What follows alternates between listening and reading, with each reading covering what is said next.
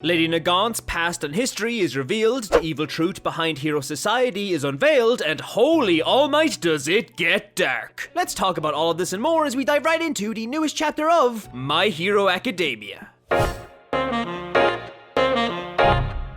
So My Hero Academia Chapter 314 is finally out. And with it, we not only get to see the continuation of our baby boy Midoriya and the lustrous Lady Nagant's troublesome throwdown, but we also get a deep dive into the dark history of both our luxurious lovely lady and the Public Hero Safety Commission. Look, I'm gonna be honest, I don't care how many people she has killed. As long as none of them were John Wick's dog, then she will always be perfect in my eyes. I mean, I've already made all of the invitations for our wedding.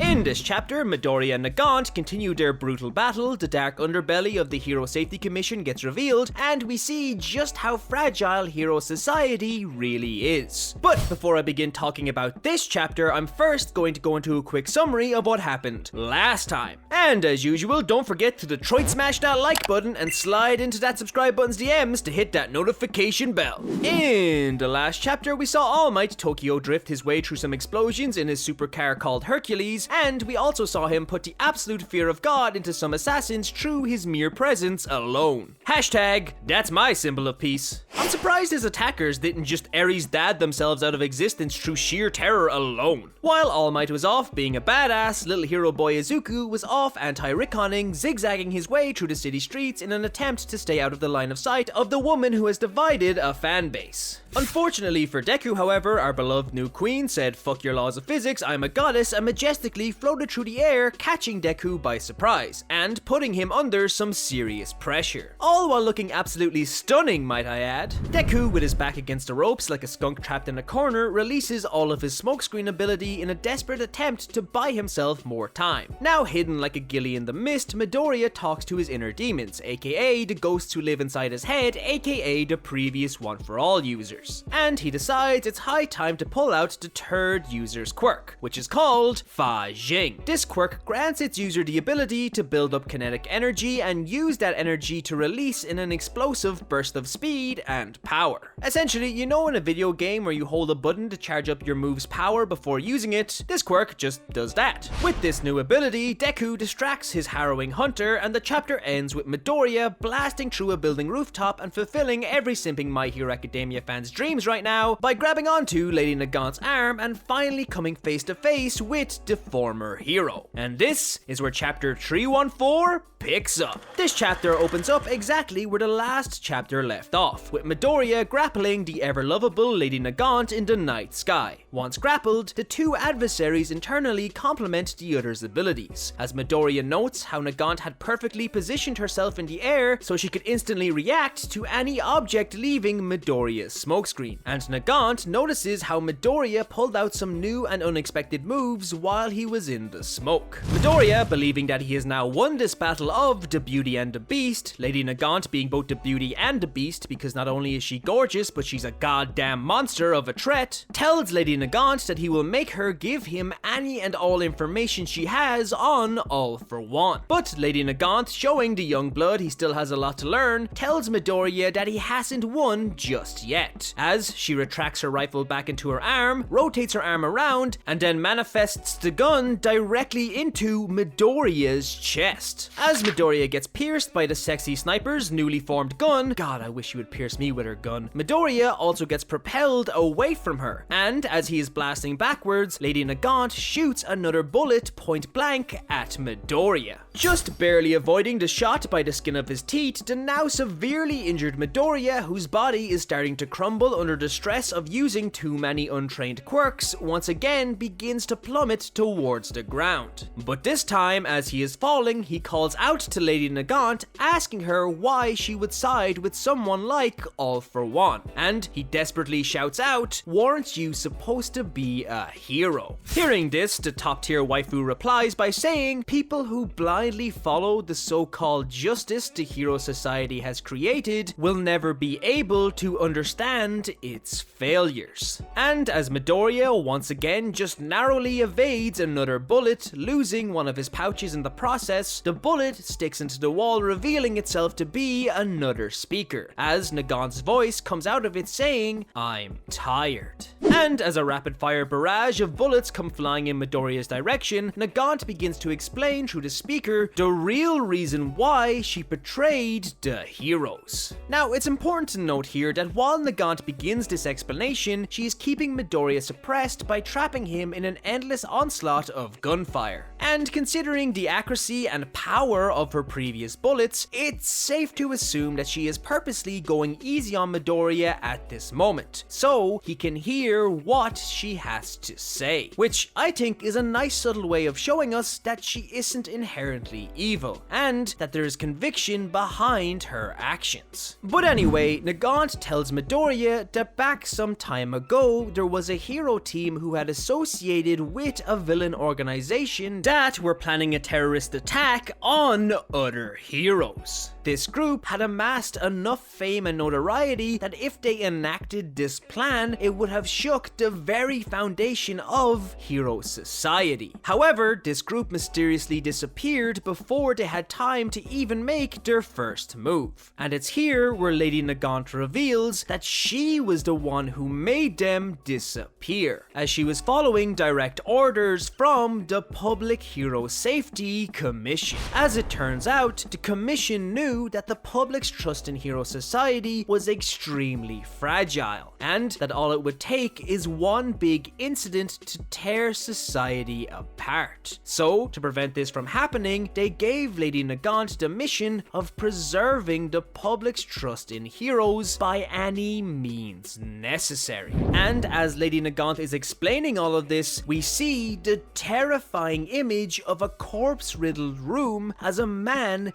begs for his life, exclaiming, "We haven't done anything yet, we were only planning." And before he can finish his sentence, the panel cuts back to Lady Nagant covered in blood, with a splash of blood shooting through the air as she retracts the rifle in her arm. Holy crap, that's hardcore. And as we see multiple shots of bullets brutally flying through the skulls of numerous people, the text reads, "Those who work in shadows and those who work in light, both are required to keep our society functioning. So I obeyed, and I obeyed, and I obeyed."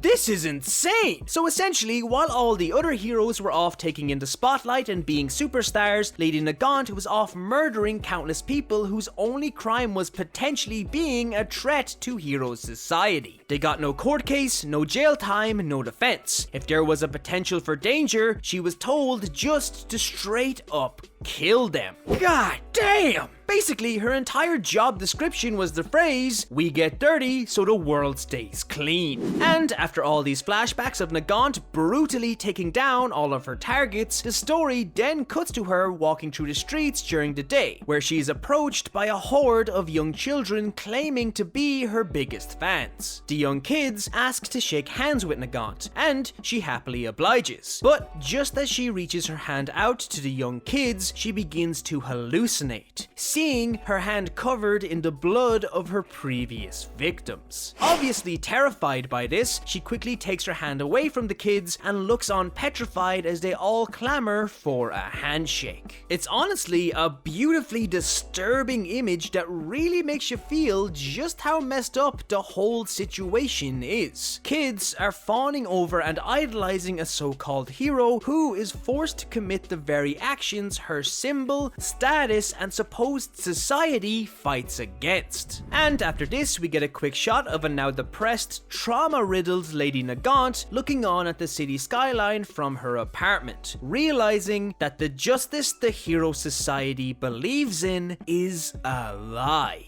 The story then cuts to Lady Nagant's last encounter with the previous president of the Hero Safety Commission, who is telling Nagant that he wants her to take out two heroes who are damaging the hero image. But Nagant questions her mission, stating, "If I kill these two, am I genuinely making society any better?" And then she continues, "If all we show the public is what's clean and pure, how is that any different indifferent to brainwashing. I gotta say, Nagant is spitting some serious facts in these questions. Like, she makes a really good point here. But unfortunately, the president doesn't see it the same way, as he tells her off, saying that what she does is necessary to maintain the current sense of hope people have in heroes. And when she questions him again, asking what's beyond maintaining the hope, he threatens Nagant, telling her that she must know what a resignation from her position would mean, as he begins to pull something out of his coat pocket, implying he is going to pull out a gun and shoot her. But before he can pull out his gun in time, Nagant manifests her rifle and she shoots the chairman, leaving him with the final words, "Chairman, I respect you." What the fuck is this chapter? Brutal murders, messed up trauma-filled hallucinations, and a society built on the bodies of those that would question it? Anyone remember when My Hero Academia was about an academia? Whew, we've come a long way since then. But anyway, after this horrific flashback, the story then cuts back to the present, where we see Midoriya in a bit of a shock after hearing that Nagant, an ex-hero, murdered the old president of the Hero Safety Commission. And he mentions that the story he heard about the former president was nothing like hers. And Nagant explains that was on purpose, as even back then, the Hero Safety Commission hid and falsified information to protect their holy image, covering up any and all internal disputes or rebellions that occurred. And then she tells Deku that if a hero society is restored, history will just repeat itself. The public will only be shown the bright side of the world, and someone will be forced to shoulder the burden of the truth. And as she says all of this, we get this devastating image of a young, hopeful and smiling Nagant on her first day meeting the Hero Safety Commission president, side by side with her current self, who, as she has already proclaimed, is tired of all the killing. And as Nagant continues to open fire on Midoriya, she exclaims that the reason she is working for All For One is because even a world where All For One has full control would be far clearer than the world they have now. Man, you can really get a sense of her pain, and you could almost see the real justification behind her actions. She is a victim of the system she fought and killed to protect, and when she decided to actually follow her society's ideals, she was forced to kill her boss and was thrown away to rot in Tartarus prison. It's actually quite depressing. But after Nagant's grandiose history lesson, Deku decides he has enough of the exposition, and he attacks the sad sniper with a new super move called One Point Strike, in which he uses Black Whip, but instead of shooting out multiple short-range tendrils, he shoots out one elongated black energy tendril at high speed. Unfortunately for Deku, however, the agile assassin manages to dodge out of the way of this attack. However, it does attach onto a building right behind her, which Deku then uses to propel himself towards the former hero. Now quickly charging towards Lady Nagant, Deku tells her that he originally didn't know about any of this dark side of heroes, but bit by bit, he is starting to understand it. The world isn't black or white, it's grey. The heroes aren't perfect, and the villains aren't entirely evil. But despite this, he still fully believes that even in this world full of anxiety and anger, the best thing anyone can do is reach out a helping hand to those that need it. Nagant, not putting up with any of Deku's nonsense, tells him that his mindset was formed from being raised in falsity, and so she decides that instead of trying to attack him physically, she will instead attack him mentally, aiming her gun away from Midoriya and instead pointing it towards Overhaul. And this chapter ends with Midoriya recognizing Overhaul in the distance and calling out his real name, Chisaki, as Lady Nagant aims her rifle right at the now armless and defenseless mob boss, leaving us in a bit of a standoff.